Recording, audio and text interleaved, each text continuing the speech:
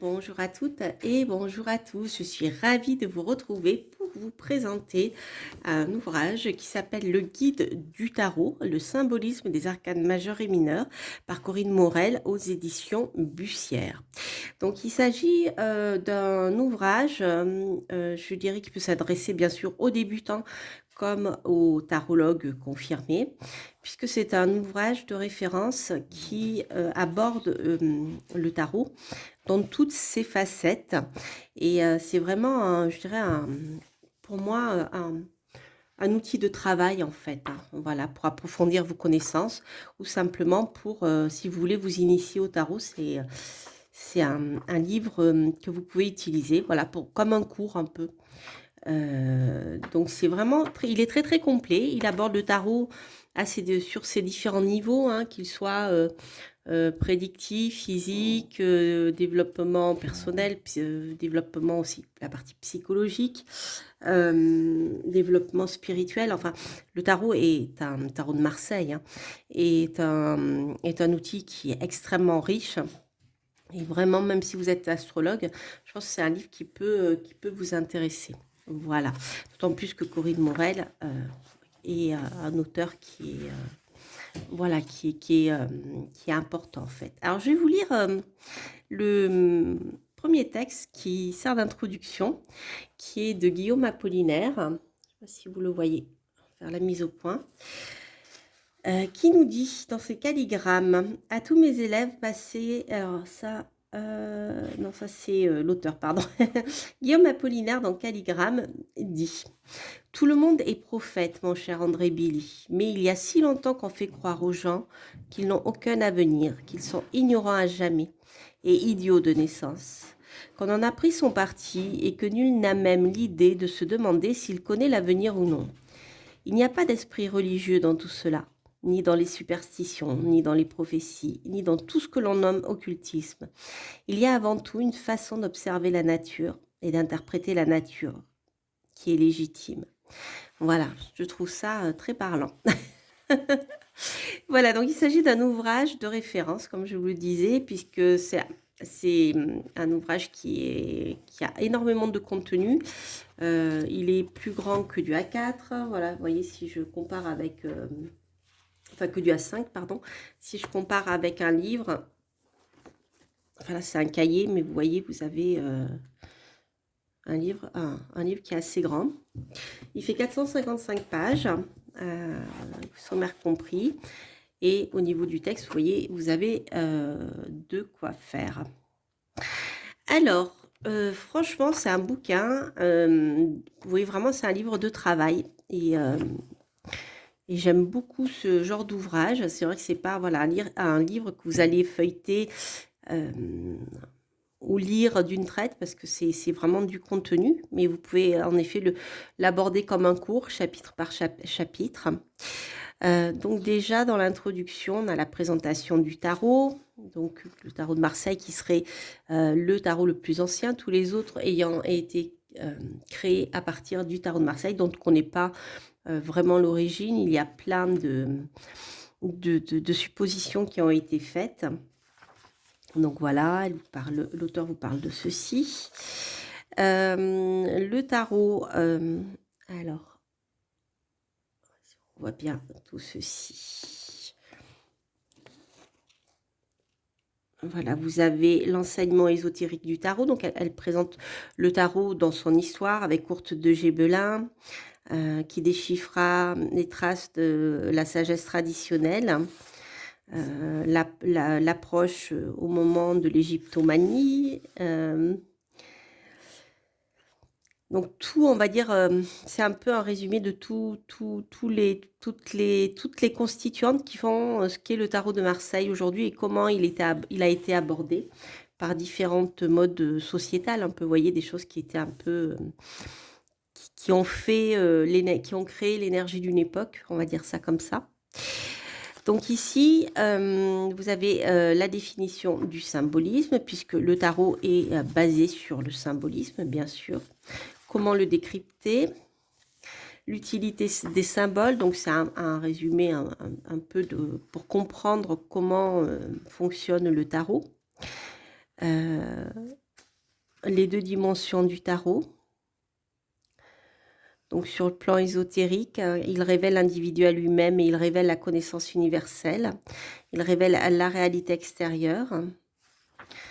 Donc ça, c'est intéressant. Ensuite, alors, là, on va travailler au niveau de la symbolique des couleurs. Donc, l'auteur va vous présenter les couleurs, la symbolique, chez nous, hein, en Occident en tout cas.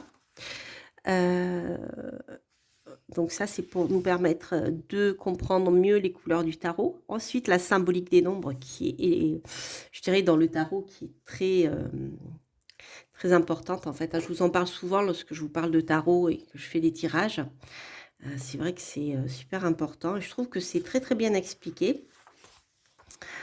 Voilà, donc là avec le chiffre 3, hein, donc le 1 c'est la naissance, le 2 c'est la dualité, le 3 c'est le symbole qui permet l'évolution en fait.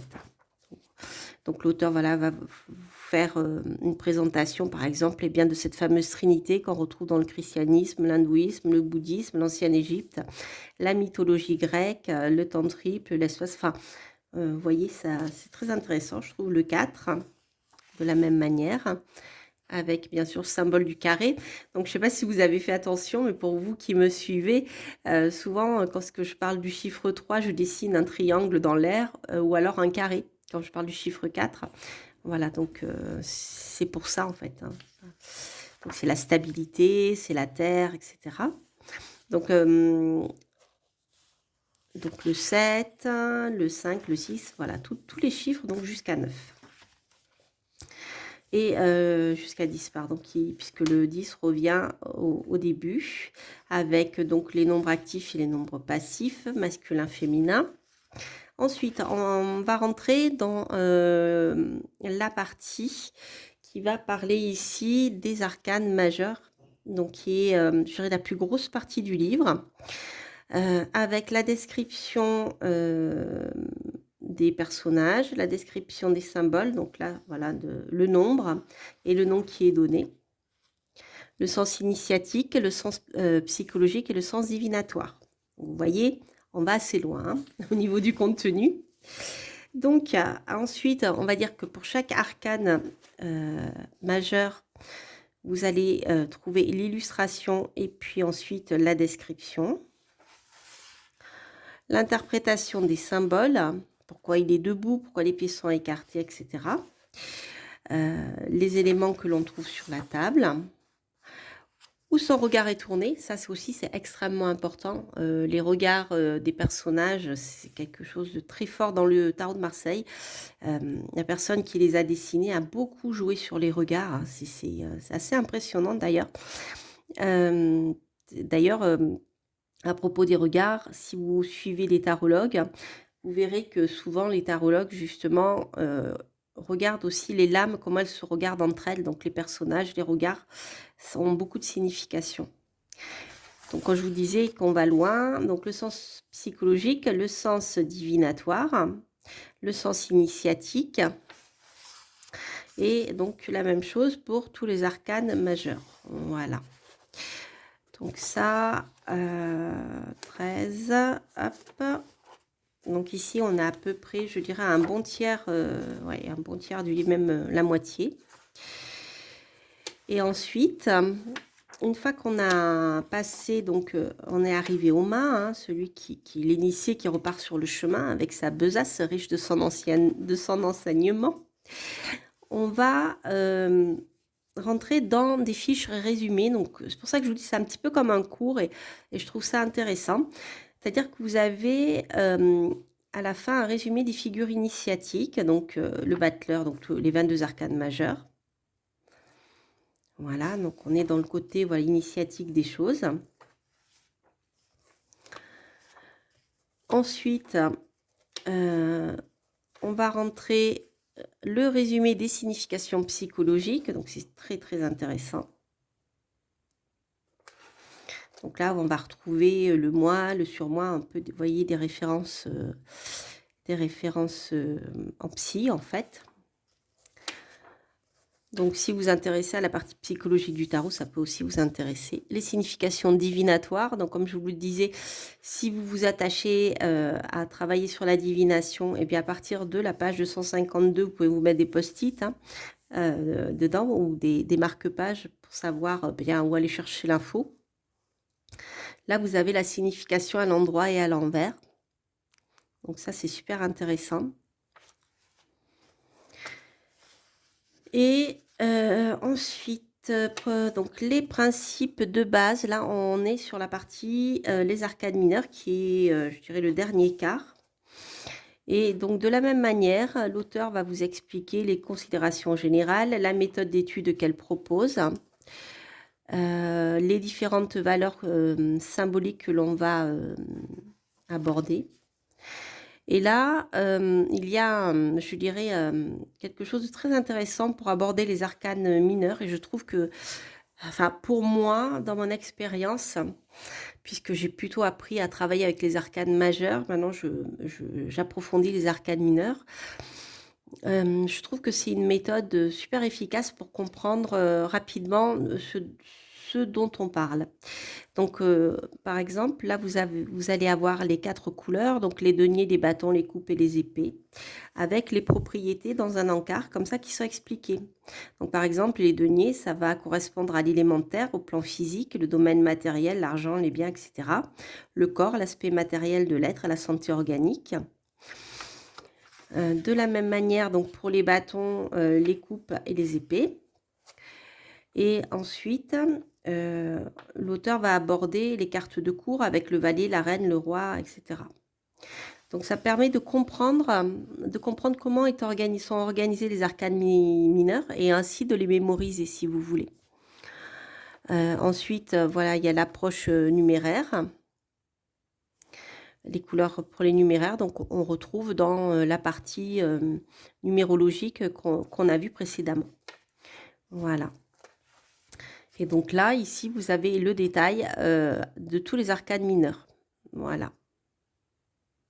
Donc avec ici dans l'as de denier, le symbolique du cercle, l'équilibre entre le jaune et le noir, le résumé donc des deniers, ce que ça veut dire, hein, dans quel domaine on retrouve ça, la signification, ce que ça peut vouloir dire lorsque l'arcane est entouré de cartes de changement et lorsqu'elle est située dans un jeu positif et calme. Et de la même manière, vous allez trouver eh bien, le 2 de denier, etc. pour tous les arcanes mineurs. Voilà, donc vous voyez, on a déjà je trouve que c'est un super bouquin. Vraiment, je trouve que ça peut être un cadeau. Bon, Noël est passé, mais ça peut être un très beau cadeau pour quelqu'un qui s'intéresse au tarot et qui souhaite approfondir ou découvrir le tarot de Marseille. Voilà, les cavaliers d'épée, donc on les a tous. Alors, à la fin, je pense qu'il y a aussi des cartes, des parties résumées. Voilà. Donc là, un résumé de la signification des deniers. Donc ça, c'est bien avec le 2 de denier, passivité générale, etc. Donc voilà, sur le plan divinatoire, vous mettez un post-it et vous avez eh bien, les réponses à vos questions. Enfin, en tout cas, l'analyse de la carte. Voilà, donc ça, c'est vraiment un super ouvrage. Alors, attendez, ouais, c'est ça, c'est les significations. Alors, je regarde juste quelque chose par curiosité. Ouais, super intéressant. Vraiment, je suis conquise par cet ouvrage. Donc, à la fin, vous avez la bibliographie, voilà, les auteurs. Je vous parlais de Freud, mais j'avais Jung en tête. Donc, bien sûr, elle fait référence à L'homme et à ses symboles de Carl Gustav Jung. Lao Tzu, enfin voilà, il y a beaucoup de références. Et ensuite, vous allez trouver aussi des ouvrages qu'elle a écrits. Voilà. Pour la fin. et ensuite la table des matières qui se trouve à la fin. Voilà les amis, bien écoutez, j'espère que cette review vous aura plu. En tout cas, n'hésitez pas à liker, à vous abonner si vous passez par là, à commenter. Ce sont autant de petits pouces en l'air, de petits cœurs et de petits messages sympathiques qui font, eh bien, qui font que les vidéos sont lues et qui sont vues. Et bien sûr, elles demeurent gratuites, hein, puisque je ne vis pas de publicité. Donc comme ça me permet de vous présenter des choses sympas, de vous faire des tirages. Donc lorsque je présente des oracles, des tarots, je fais toujours un tirage à la fin en m'appuyant sur comment dire, sur mon intuition, on va dire, et sur ma lecture personnelle, et puis sur surtout ce qui est écrit dans le livre. Voilà, donc, puis quelques tirages actus aussi que je fais quand j'ai un peu de temps, quand il y a des choses qui me semblent vraiment importantes à aborder. Voilà pour un petit résumé de la chaîne pour ceux qui ne me connaîtraient pas encore.